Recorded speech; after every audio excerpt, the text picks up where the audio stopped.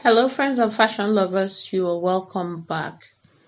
Thank you for all your love, your support, and thank you for clicking on this video. Today's tutorial will be that of making this high-low beautiful baby dress. I will be taking you on a step-by-step guide on how to make this dress. If you're here for the first time, my name is Esther and I love to sew. If you like the content, please subscribe to the channel and turn on the notification bell so that you get notified each time I upload a new video. Thank you for that. For this tutorial, I'm using 1.5 yards of fabric, a zipper, and a basic bodice block. If you need help drafting a basic bodice block, the link to it will be in a description box. So just place your bodice block on your fabric and you cut out your bodice. Here is my front bodice and my back bodice. I'm using the same fabric as a lining. That's why you have two of each piece. So next is to place my back bodice on my front and I'm marking out 4 inches. This 4 inches will be where the sleeve will sit. So just go ahead and notch that point. So set that aside. To the skirt now. The dress length I'm working with is 25 inches, the bodice length is 9 inches, and the skirt length is 16 inches. So the 16 inches that is my skirt length, I have decided to segment it into 2 parts. The 12 inches will be for the main body of the skirt, while 4 inches will be on the ruffles. So I've gone ahead and cut it out. On my ruffle, instead of cutting 4 inches, I've cut out 5 inches. That includes my seaming and hemming allowance. On the main body of the skirt too, I've as well cut it out to be 13 inches instead of just 12. And the back is 4 inches longer than the front. You can make yours as long as you want. So the width of the skirt is 2.5 times the width of the bodice. You can make yours more. Just know that the more you add, the more fuller your skirt will be. So here I have right side placed together, the lining and the main fabric, and I'm joining them at the shoulder. After that, I just press open the shoulder seam and set it aside. For the sleeve, I'm taking my bodice and I'm measuring the notch part that I had notched initially, and I have 7 inches. So on my strip here, I have 2 pieces of strip for my sleeve. So I'm going to put it on fold and I'll measure 7 inches, which the total length when open up will be 14 inches. So I've marked there and I'm just making a slight curve at this point. The height of my sleeve is 3 inches and it will finish off as 2 inches after sewing. So next is to roll hem my sleeve. That's after cutting. Just roll hem both sleeves. After roll hemming, find the midpoint and notch so you know the center. So now take to your sewing machine. Just ensure to gather the sleeve.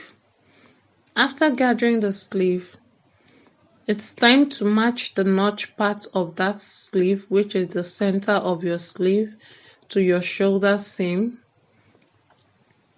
and secure it in place, making sure to sew your sleeve to your bodice. That's if you're using a main fabric and a lining, sew it on your main fabric. Now put your lining on top of that sleeve bodice and secure that in place too. So it's time to sew the armhole and also the neckline using your seaming allowance. After sewing, I like to go in and trim my seaming allowance. That's the excess one that I have. Trim it off to reduce the bulk. I do this mostly if I have a sleeve inserted into a basic bodice. So after that, you notch the neckline and you turn your bodice right side out by pushing the back through the shoulder and you take it out. So when you're done turning it right side out, it's time to join your bodice by the side.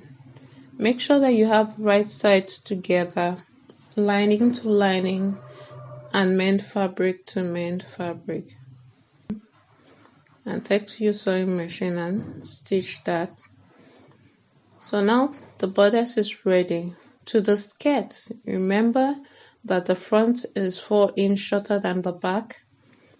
Mark the front height on the back, then use a curved ruler and curve the remaining part out. Just blend it nicely. Then you can cut off the excess. So now placing right sides together, but in my own case I'm placing wrong sides together and I'm stitching. I'm doing a French stitch to conceal the raw edge. So I trim off the excess. I'm going to turn it around and stitch it again. So if you are confused about how to do a French seam, just let me know in the comment section. It's time to gather the skirts to match your bodice width. So I like to use the longest stitch on my sewing machine to do this. Then now go in by hand to adjust to the size that I want. So now having right side facing each other, ensure to match the side seams of both the bodice and your skirt. Then adjust the remaining gathers to fit the skirt evenly and secure that in place. When you're done pinning or clipping it in place, it's time to take to your sewing machine to join your skirt and bodice together. So while sewing, ensure to still adjust the gathers. When you're done, it's time to work on the ruffle. Roll hem your ruffles all through. So assuming you have joined your piece by the side, just roll hem it, and when you're done roll hemming it, you gather it. Then it's time to attach your ruffles to your skirt hem and go ahead and stitch that in place.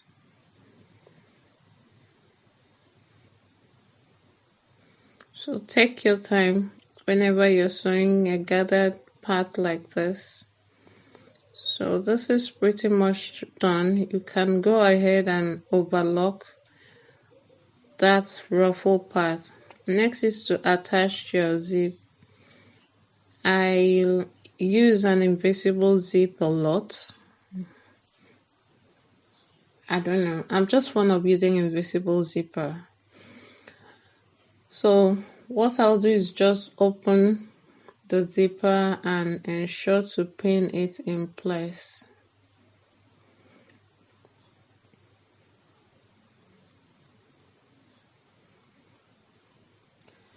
You can stitch it in place if you like, but I like pinning it in place, then taking my time to open my zipper teeth while sewing so I can be close to the edge as possible.